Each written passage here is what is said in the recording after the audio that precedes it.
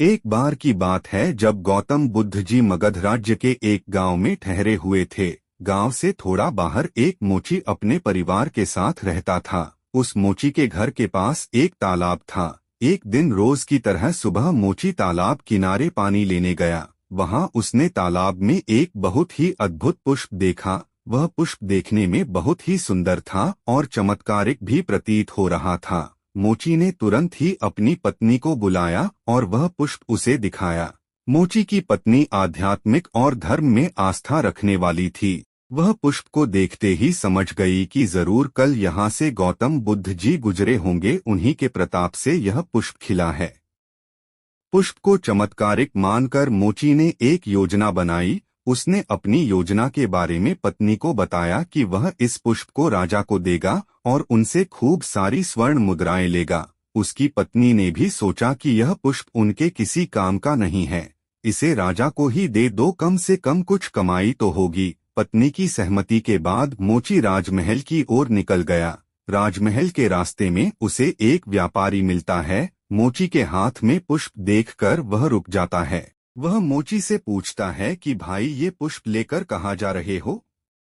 मोची कहता है कि मैं यह पुष्प लेकर राजा के पास जा रहा हूँ।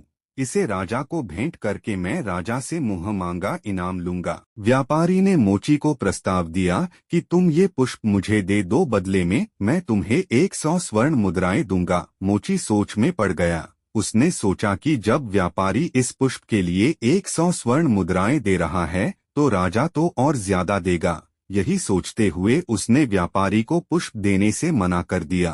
थोड़ा आगे चला ही था कि उसे रास्ते में राजा आते हुए नजर आए, जो गौतम बुद्ध के दर्शन के लिए जा रहे थे। राजा भी मोची के हाथ में वो दिव्य पुष्प देखकर अचंभित हो गए। राजा ने मोची को पुष्प के बदले 1000 स्वर्ण मुद्राएं देने के लिए कहा। यह सुनते ही मोची के मन में एक अजीब सी चेतना आई और वह राजा को पुष्प न देकर दौड़ता हुआ सीधे महात्मा बुद्ध के पास जा पहुंचा। महात्मा बुद्ध जी मोची को देखकर हैरत में पड़ गए। उन्होंने मोची से पूछा तो मोची ने उन्हें सारी बात बताई। इसके बाद मोची ने वह पुष्प महात्मा गौतम बुद्ध के चरणों में अर्पित किया और उनसे कहा कि पहले तो मेरे मन में पुष्प को देखकर लालच आ गया था, लेकिन अब मैं समझ गया हूँ कि जिसकी छाया पड़ने से ही एक पुष्प इतना दिव्य हो गया हो, अगर उसकी शरण में चला जाऊं तो मेरा जीवन भी धन्य हो जाएगा। इसके बाद वह आजीवन महात्मा गौतम बुद्ध का शिष्य बन कर रहा। इस कहानी ने हमें सिखाया कि हमारी जिंदगी में हमें बहुत से चीजें अपनी तरफ आकर्षित करती हैं, लेकिन हमें उनके लालच में न फंसकर अपने ज्ञान का प्रयोग करके जीवन में सही राह को चुनना चाहिए।